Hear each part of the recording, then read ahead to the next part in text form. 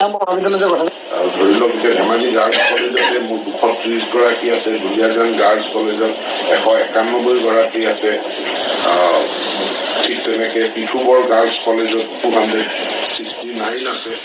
গতিকে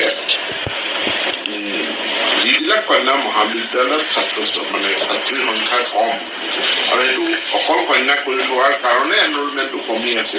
কৰি দিয়াৰ লগে লগে সংখ্যাটো বাঢ়ি যাব, তেওঁলোকৰ এনৰলমেণ্টটো বাঢ়ি যাব, টিচাৰটো ইম্প্ৰুভ হ'ব। কাৰণ আজি যদি এতিয়া টিচাৰবিলাক চাই বিৰোধে তাৰমানে প্ৰতি 10 গৰাকী ছাত্ৰ ছাত্ৰীৰ কাৰণে এজন শিক্ষক হৈ আছে, ক'ৰবাত 4, 5, 6 টিচাৰ হৈ আছে, তাৰমানে 4 গৰাকী বা 5 গৰাকীৰ কাৰণে এগৰাকী থাৰ্ড এটা সলিউশ্যন আমি আনিব বিচাৰিছো যে হায়াৰ এডুকেশ্যনত আমি হোষ্টেল ইয়াত ৰেচিডেঞ্চিয়েল কৰাটো যিমান পাৰে আমি বঢ়াই যাম। গতিকে আমাৰ হায়াৰ এডুকেশ্যনেল ইনষ্টিটিউশ্যনত হোষ্টেল একমডেশ্যনৰ সংখ্যাটো বিশেষকৈ ছাত্ৰীৰ ক্ষেত্ৰত যথেষ্ট লিমিটেড। গতিকে ইয়াক বৃদ্ধি কৰাৰ কাৰণেও আমি কিছুমান পদক্ষেপ গ্ৰহণ কৰিম, কিছুমান নিৰ্দিষ্ট আমি হোষ্টেল নিৰ্মাণ কৰাত আমি গুৰুত্ব প্ৰদান আমি জনাই দিছোঁ ফাইনেন্সত যে ইয়াৰ প্ৰয়োজনীয়তা এতিয়া নাই, আৰু আমি এইটো চাৰ্টিফাই কৰিছোঁ যে আমাৰ মহাবিদ্যালয়সমূহে ডাটা আপলোড কৰিছোঁ। এতিয়া বাকী নাই, এতিয়া আমাৰ কোনো প্ৰভিন্সিয়েলাইজ চৰকাৰী মহাবিদ্যালয় বাকী নাই, সকলোৰে আমাৰ ডাটা আপলোড কমপ্লিট কৰিছে। মহাবিদ্যালয় কৰ্তৃপক্ষৰ ওপৰত এটা চিৰিয়াছনেছৰ অভাৱ, তেওঁলোকে টেকনিকেল হিটছ কিছুমানৰ কথাও কৈছিলে, কিন্তু টেকনিকেল হিটছসমূহ দূৰ কৰিবৰ কাৰণে আমি দিল্লীৰ পৰা মানুহে মাতি আনিলোঁ, আমি মিনিষ্ট্ৰীৰ পৰা মানুহ মাতি আনিলোঁ, আমি 3 দিনকৈ ৱৰ্কশ্বপ কৰিলোঁ। যিহেতু আৰু 3 দিন ৱৰ্কশ্বপ কৰাৰ পাছত সকলোবিলাক কথা স্পষ্ট হৈ গ'ল, আৰু মই ভাবোঁ যে এতিয়াৰ পৰা আৰু আমাৰ হায়াৰ এডুকেশ্যনত ডাটা আপলোড লৈ পেলাই কোনো ধৰণৰ জটিলতা নহয়।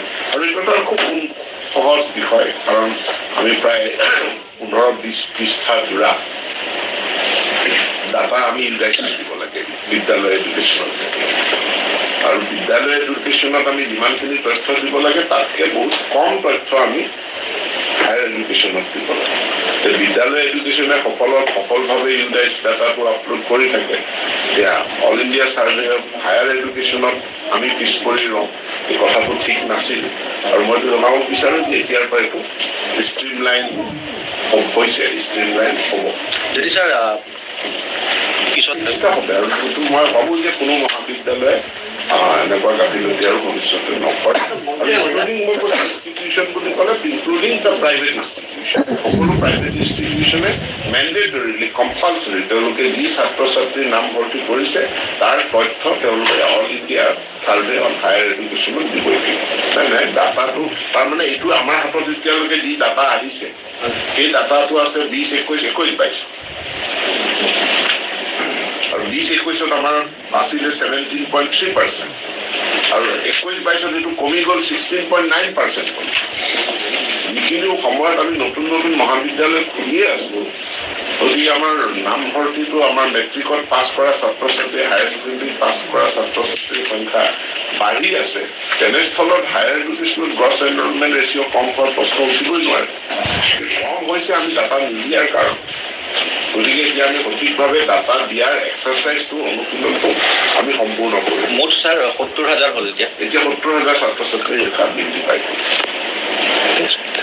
ইয়াৰ লগত আৰু এটা বিষয়, আৰু বহু ইনষ্টিটিউশ্যন বিশেষকৈ প্ৰাইভেট ইনষ্টিটিউশ্যন তেওঁলোকে এনৰলমেণ্টেই কৰা নাই। ইয়াত ক্ষুণ্ণ হয় সেইদিনাখনে কৈছিলে যে তেনেহ'লে তেওঁলোকৰ দৰমহা বন্ধ কৰোঁ। ইয়াৰ পাছত আমি যুদ্ধকালীন তৎপৰতাৰে আমি কি কাৰণত আমি কলেজবিলাকক গাড়ী কৰিলোঁ, কেনেকৈ ডাটা কৰিব লাগে। যিবোৰ মহাবিদ্যালয়ত আমি 3 দিনীয়াকৈ কৰ্মশালা অনুষ্ঠিত কৰিলোঁ, আৰু দিল্লীৰ পৰা all India survey of higher এডুকেশ্যনৰ মানুহ, মিনিষ্ট্ৰীৰ মানুহ আমি মাতি আনি আমি গোটেইখিনি ইয়াত তেওঁলোকক আমি তথ্যসমূহ আপডেট কৰালোঁ। আৰু আপডেট কৰোৱাৰ পাছত আমাৰ দেখা গ'ল নতুনকৈ আমাৰ এনৰোল কৰা আমাৰ 65খন ইনষ্টিটিউশ্যন, মেক্সিমাম প্ৰাইভেট 65খন ইনষ্টিটিউশ্যনে এনৰোলেই কৰা নাছিল। সৰ্বমুঠ আমাৰ ছাবমিট কৰা যিসকলে নতুনকৈ ছাবমিট কৰিলে 187, আৰু আমাৰ এনৰোল ষ্টুডেণ্টৰ সংখ্যা বাঢ়ি গ'ল 70,000।